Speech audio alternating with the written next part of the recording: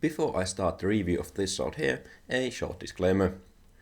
I don't actually own this sword, I have borrowed it from a friend for the purpose of this review. However, no one is paying me to do this review and no one has asked me to do it. I do teach and train German longsword. I also take part in competitions, both in fencing and cutting. I also have a general interest in longsword typology and antique longswords. About this specific longsword I have here today. It's not new in any sense of the word. I think it was manufactured and received sometime in 2018. Since then it has seen quite a lot of use, so any marks, pitting, rust, scratches and so on are not from the factory, they are just the results of the use of this sword. With all of that out of the way, let's get the quick overview of this sword.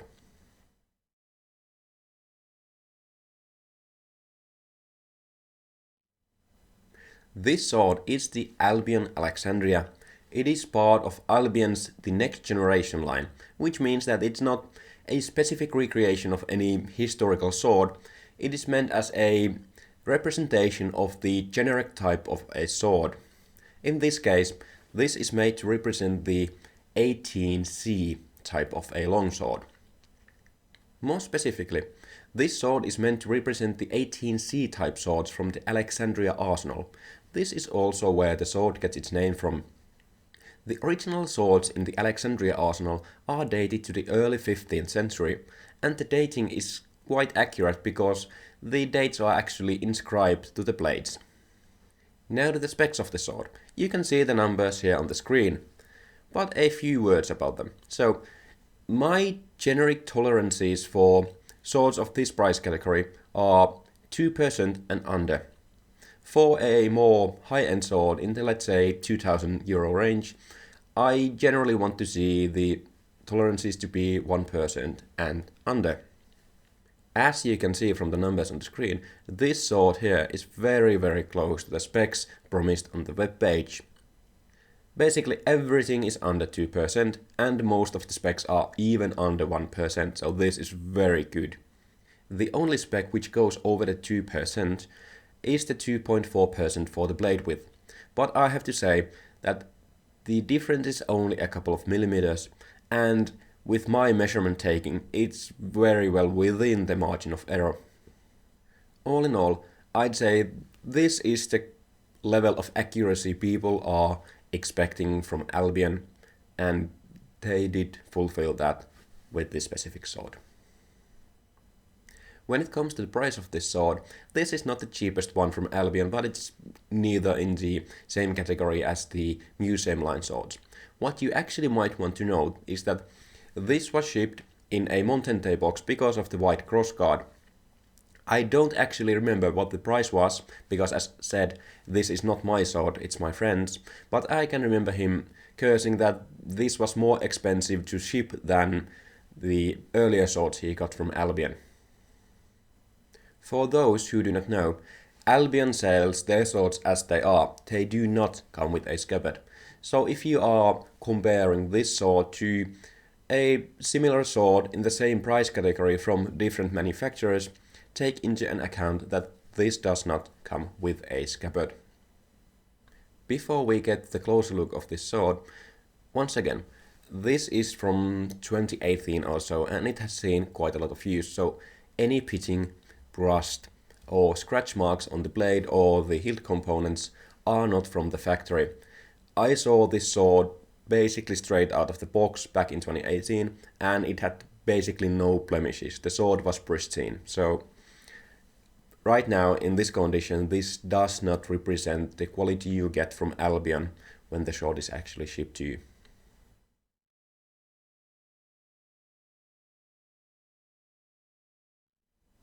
Let's start with the pin. As with all Albion swords I've handled, the pin is very well made.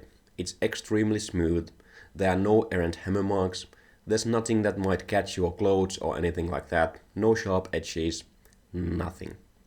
With this specific sword they have not tried to make the pin disappear into the pommel. there's a clear seam between the pommel and the pin, but I think that is intentional. At least to my eye, it looks like it was made to be like that. Then the pommel. Like with all Albion swords, the hilt components, so basically the cross and the pommel, are made of mild steel. The pommel on this sword is a wheel pommel, and I think it is a variation the type I, but I'm not actually sure. As you can see from the close-ups, the wheel pommel is quite large and heavy. It balances the sword nicely. It starts very thick and then narrows slightly down towards the pin. The pommel rises up and narrows down towards the direction of the flats of the blade. Where there usually would be a flat end to that portion, there's actually a sunken in portion in this pommel. In my opinion, this looks nice, but it's far from practical. The issue is that it collects all kinds of gunk very easily, and the gunk is very hard to get out. As the gunk gets in, it tends to patinate and rust the pommel. And the issue is that once the hollow portion in the pommel is rusted and patinated, it is very hard to clean out. I have tried with this specific sword to actually clean it with a Scotch-Brite, but with not that much of an success. So if you decide to purchase one of these swords, or already have one, pay extra attention when cleaning the pommel. The pommel is very well made. All the lines are straight and crisp, but they are not sharp. There is basically no way you are going to hurt your hand when handling the pommel. The grip of the sword has a wooden core and is covered in leather. This also has 5 razors through the length of the grip.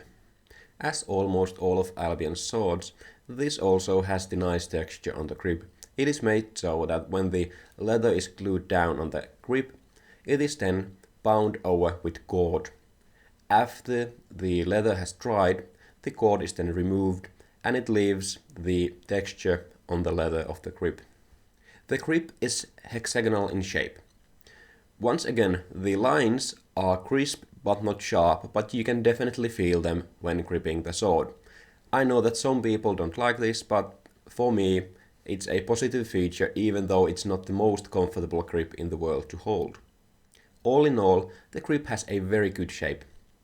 When it starts from the crossguard, it then thickens up to the mid portion of the grip and then narrows down towards the pommel. This gives you a really good purchase when you are gripping the sword. All the transitions are very well made. Both the transition to the crossguard and the transition to the pommel are clean. There's no loose leather or anything like that. Of course, you can feel the rolled over leather at both ends, but there's nothing that might catch your hand in any way. One thing I want to mention is that the grip is extremely short. The grip is only 18 centimeters between the crossguard and the pommel. I will talk more about this in the handling section of this video. Just like the pommel, the crossguard is made out of mild steel. It is a very wide example of a Type 8 crossguard. All in all, it's 28 centimeters wide. The only other longsword I know with such an wide crossguard is the Precious Padona.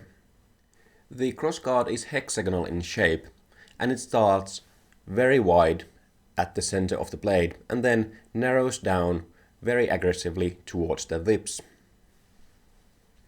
This is very important with wide crossguards such as this, because if there is too much mass towards the point of the crossguard, you are going to feel it in your hand when you are rotating the sword.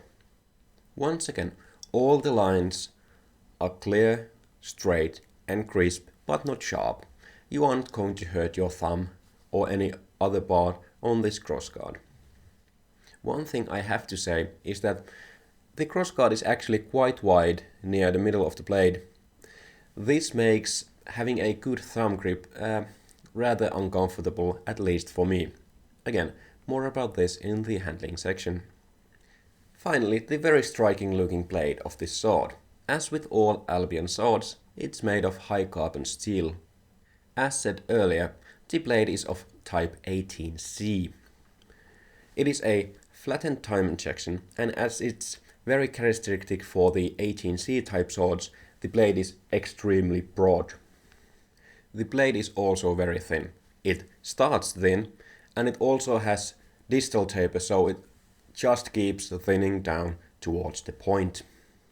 You might think that a very thin blade like this would be extremely flexible.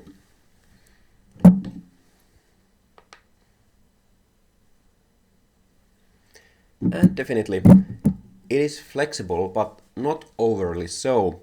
This is because of the rather crisp midrib, which then gives to the rigidity of the blade. As said, the blade is very broad and definitely has some profile taper, but it stays much broader than your average longsword, as it starts so broad. Being a very thin, wide, and actually quite rigid blade, this is extremely good for cutting, but more about that in the handling section of this video.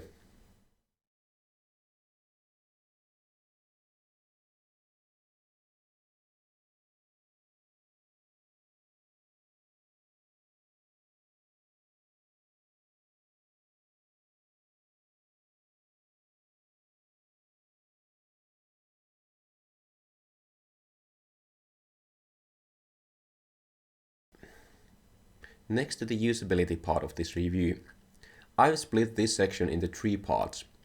First part is the generic handling and usability of this sword. How does it feel in hand and how is it to maneuver the sword around? The second part is the usability of this sword as a training tool for cutting practice. And the final part is the actual cutting capability of this sword if you are cutting, let's say, tatami. When it comes to handling this sword, there are few very distinct things. As mentioned in the closer look, the grip is very short. It's only 18 centimeters between the pommel and the crossguard. This means a couple of things. Firstly, if you don't have really small hands, it is almost impossible to have a comfortable grip so that you are not having a hand on the pommel. When I'm saying having a hand on the pommel, I'm not saying you are holding the pommel in your hand, I'm saying that you are placing part of your hand on the pommel. The good thing is that the pommel is very good for this kind of grip.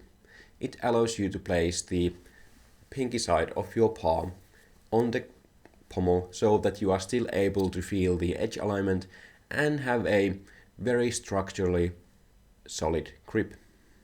A thing this does is that it enforces, in my opinion, a good way of holding a longsword. This means that it forces you to have your hands very close to each other. In fact, it is very difficult to have a grip on this sword in a way in which your front and back hands are not touching.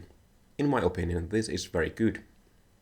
I do have to say that for me to have a good proper cutting grip, which is also comfortable, I would like to see that this sword had a 1 or 2 centimeters more of grip length. So keep this in mind if you have wide hands. Also, as said in the closer look, the crossguard widens greatly near the center of the blade.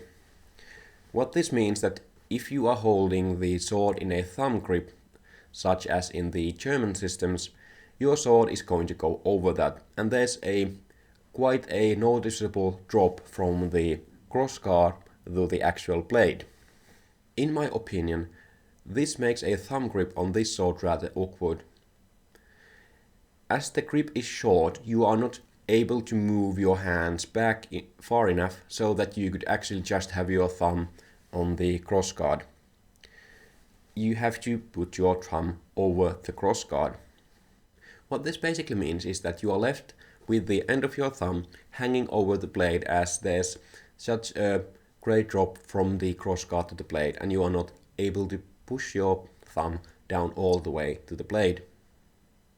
Because of this, I've always found doing the specialty cut in the German system to be rather awkward with this sword. This is clearly more user-friendly when doing basic hammer grip cuts with the long or the short edge. Now, even though the grip is very short, it gives you extremely good purchase on the sword. When you grip this sword, it's not going anywhere. As the pommel is rather large, it's going to very effectively stop your hands from slipping down on the grip. Also, the races throughout the grip are going to help with this. They are going to make your hands stay just where you put them. As said earlier, the hexagonal shape of the grip means that you can feel the lines on the grip, but they are not sharp. But still, some people really don't seem to like that you can feel those. But what this allows is to very effectively index the blade. Basically, this means that it gives you the ability to tell where the edges of the blade are pointing at any time. When cutting, this is extremely important. All in all, from the perspective of the grip and the pommel and such, this is a very comfortable sword and extremely good for indexing when you are using basic hammer grip and you are trying to do basic long edge or short edge cuts.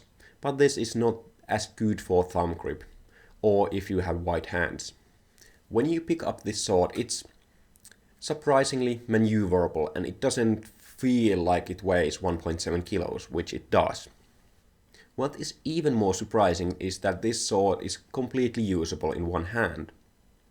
This is because the mass distribution in the blade and because the pommel is quite heavy, counterbalancing the heavy blade. Because this also happens to be on the shorter end for longsword, this makes this a completely usable sword in both one and two hands. Of course, this is not a one-handed weapon by design, as the grip is rather longer than you would have on a, one-handed sword, but this is a good compromise which allows both one- and two-handed use. As such, if you are looking for a longsword which you can use in one hand, let's say when you are in horseback or using a shield, and use in two hands whenever you are not, this is a great option. All in all, when it comes to handling, this is a surprisingly maneuverable and agile sword. Doing transitions and follow-up cuts or any other actions is very easy. It's easy to move the sword around, it's easy to keep the point in line, and this is all in all a very agile sword, which might not come to mind when you are actually looking at it. The negative things when handling this sword come from the hilt components. So especially if you want to use this in a thumb grip, this might not be the sword for you. Also, if you have wide hands, this might not be the most comfortable sword to hold. One more thing to mention is that, as I said, this crossguard is quite wide, so it takes some time to get used to. As I mentioned in my Precious Padona review, with that sword, it took me a couple of hours to get used to the crossguard, and during that time I actually hit myself with it to the head a couple of times, and I think the same would go with this. The good thing is that the points of the crossguard are turned down, so even if you are going to poke your head with it, you are not actually going to, stab yourself with a sharp point. It's the third corner of the crossguard. Now let's move to the usage of this sword as a training tool for cutting practice. This sword can definitely be used as a training tool for cutting practice. It's historically accurate, which is always a great thing.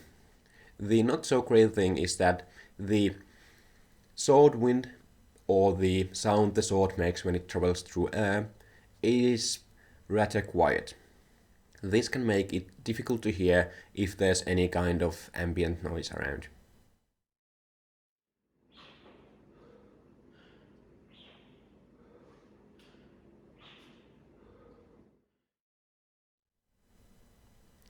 The blade is also quite particular about the edge alignment, so if it's even slightly off, you are not going to hear the sword wind. What this means is that for a new practitioner, this is definitely not a sword I can recommend as a training tool. it can be very frustrating as you really need to have the edge exactly aligned right, and you need to have a faster than normal tip speed to actually hear the sound, and even then it can be difficult to hear because it's not loud in the first place. This can be actually a good thing for a more advanced practitioner, as this sword can give a more, let's say, fine-grained feedback on your cuts. As the sword is very peculiar with the edge alignment and you need to have more tip velocity to actually hear the sound, you need to have a better cut to even hear the sword wind. This can be a good thing because it's easier to notice even smaller mistakes in your cuts. So if you are an advanced practitioner, a sword like this might be a good second sword as a training sword, but I still would not recommend this as a primary training tool. All in all, this can be definitely used as a training tool for cutting practice. I would definitely not recommend this for a new practitioner, and even for a more advanced practitioner, I would only recommend this as a second sword in addition to some other training tool. Then, how does this sword work when cutting tatami? This is where this sword shines, and this is why you see Albion Alexandrias and similar swords such as the Principe in cutting competitions over and over again. This sword cuts ridiculously well. Here is some footage of me using this for cutting.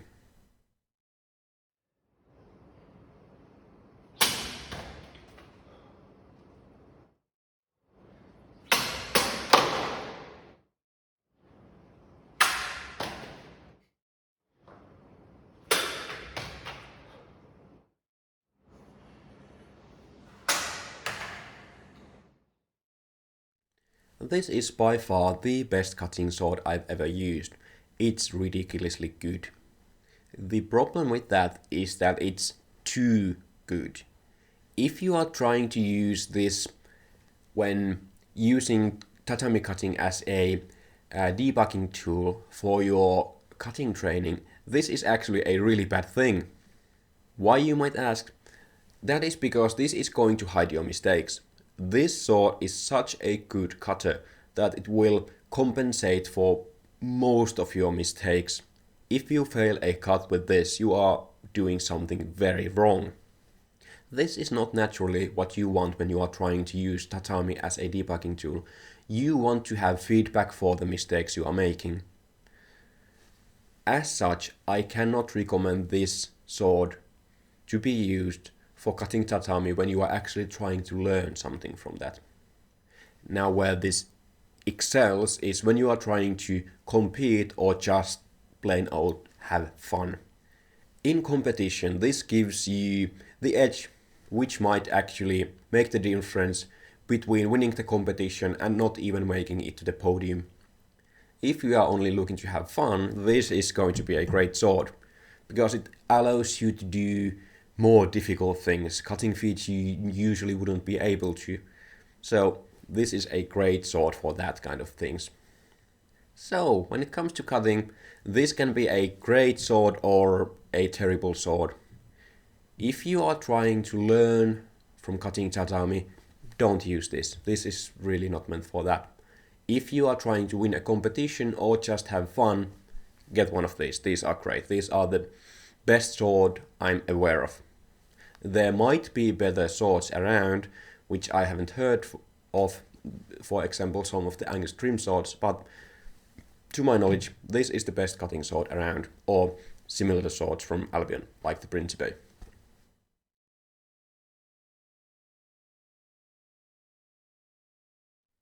Then shortly about the purchase experience and the customer support. So as I said, I don't own this sword. This was borrowed to me by a friend who bought it themselves. However, I have bought two swords from Albion before, so I'm just going to use those experiences to give you a idea how buying a sword from Albion in general is. So Albion's wait times are generally 9 to 11 months, and they tend to stick to those pretty well. I can actually remember that this sword was late by a couple of months. I can't remember why, or what was the exact situation, but this sword was late for reasons I don't know, but I thought I'd mention it. Albion's customer support is great. From my experience, it's one of the best in the industry. They answer your emails very quickly. It usually takes them something like a day, and they are very friendly and they are very ready to help with any issues you might have and answer all of your questions. What I don't like about the purchase experience from Albion is that they don't have a strictly authenticated payment option. The issue comes with credit card authentication. You are basically sending your credit card information to Albion over an email or using their online form. What I would like to see from Albion is that they don't actually have to change their order system at all. I'm still quite happy if you communicate by email, but when it comes to actually time to pay the purchase, I would like to have the option to use an authenticated payment service. This would simply make handling credit card information safer and make the chance of credit card fraud less likely. So my feedback for Albion would be, if you want to make the purchase experience better, give the ability to receive a link to secured payment service for paying. As payment services like this have some costs, I would be completely okay that the option to use the payment provider would be slightly more expensive. This would still leave the old way of sending credit card information over to those who want to use it at the same old price. When it comes to shipping, Albion ships their swords really well, so I have nothing negative to say about this. They use sturdy cardboard boxes, and the swords are packaged so that they don't touch the ends of the boxes, so there's basically no chance that the blade is going to go through the box during transport.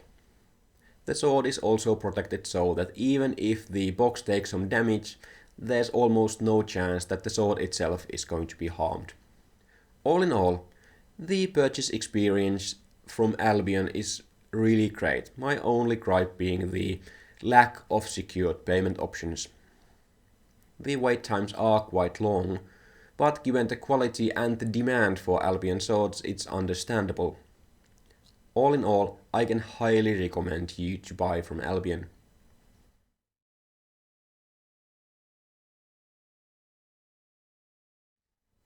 So, conclusions. Should you buy this sword? Well, it depends for what you are looking to buy it for.